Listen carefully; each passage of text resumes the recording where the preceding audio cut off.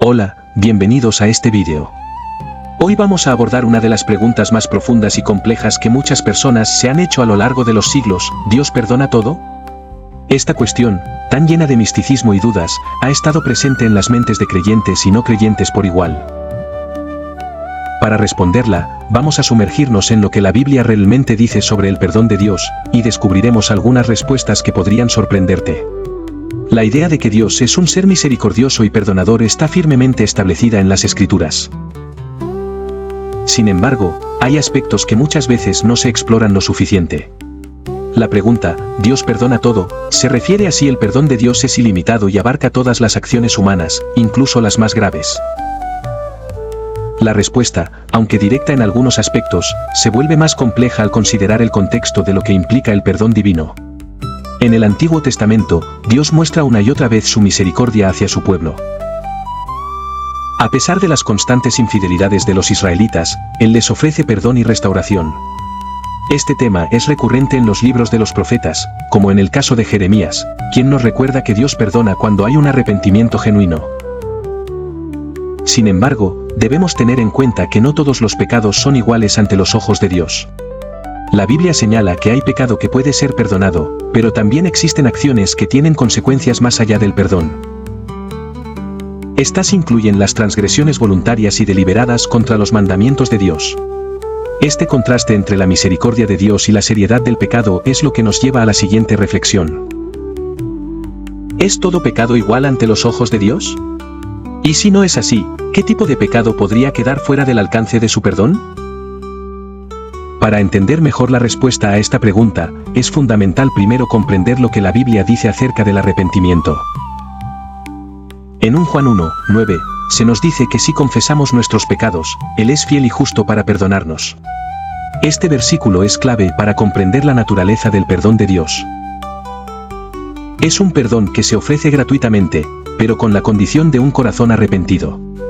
El perdón no se otorga de manera automática, sino que requiere un cambio genuino en el corazón de quien busca la reconciliación con Dios. Jesús, en sus enseñanzas, habló repetidamente sobre el perdón. En Mateo 18, 21-22, cuando Pedro le pregunta cuántas veces debe perdonar a su hermano, Jesús responde con una parábola que resalta la abundancia del perdón de Dios, incluso en situaciones difíciles. No te digo hasta 7, sino hasta 70 veces 7, dice Jesús. Este versículo refleja la infinita capacidad de perdón que Dios ofrece a aquellos que se arrepienten sinceramente. Dios perdona todo cuando hay un verdadero arrepentimiento. Pero, hay un tipo de pecado que la Biblia menciona de manera muy específica y que no puede ser perdonado, al menos no de la manera que la mayoría de los pecados lo son. Jesús lo menciona en el Evangelio de Mateo, capítulo 12, versículo 31. Cuando habla de la blasfemia contra el Espíritu Santo. Este pecado, según Jesús, no será perdonado, ni en este mundo ni en el venidero. ¿Qué significa esto exactamente? ¿Qué hace que este pecado sea tan grave que no puede ser perdonado? La blasfemia contra el Espíritu Santo se entiende como un rechazo consciente y total de la obra del Espíritu en la vida de una persona. Es una actitud que cierra la puerta al perdón, ya que se niega la obra de regeneración y transformación que el Espíritu Santo quiere hacer en nosotros. Este pecado no es simplemente un error o una palabra mal dicha, sino una decisión deliberada de rechazar la gracia de Dios. Entonces, volvamos a la pregunta inicial: ¿Dios perdona todo? Si tomamos en cuenta lo que hemos explorado hasta ahora, podemos ver que, en general, Dios es un Dios de perdón, dispuesto a perdonar todos los pecados cuando hay arrepentimiento sincero. Pero también es importante señalar que hay una condición clave para recibir ese perdón: el arrepentimiento genuino. Es fácil pensar que, dado que Dios es todo misericordioso, Él perdonará automáticamente cualquier pecado, sin importar la intención o la actitud detrás de la acción. Pero la Biblia nos enseña que el perdón divino no se da sin un cambio interno real. El arrepentimiento no es solo una palabra pronunciada, sino una transformación profunda del corazón. En 2 Corintios 7 y 10, el apóstol Pablo explica que el arrepentimiento genuino produce un cambio de actitud hacia el pecado. Este cambio lleva a una restauración con Dios. Este proceso no es solo un acuerdo superficial entre nosotros y Dios. Implica humillarnos ante Él, reconocer nuestras faltas y buscar un cambio genuino en nuestra vida. Si bien es cierto que Dios perdona generosamente, la Biblia también es clara en que el perdón de Dios está reservado para aquellos que buscan sinceramente ser restaurados. Dios no puede perdonar un pecado que no es reconocido como tal. La falta de arrepentimiento genuino o la justificación continua del pecado impiden que el perdón de Dios actúe en nuestras vidas.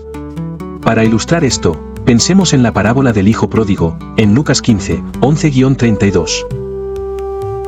El hijo, después de gastar su herencia en una vida disoluta, llega a un punto en el que reconoce su error y regresa arrepentido a su padre.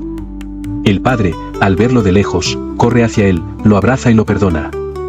Este perdón fue posible porque el hijo se arrepintió.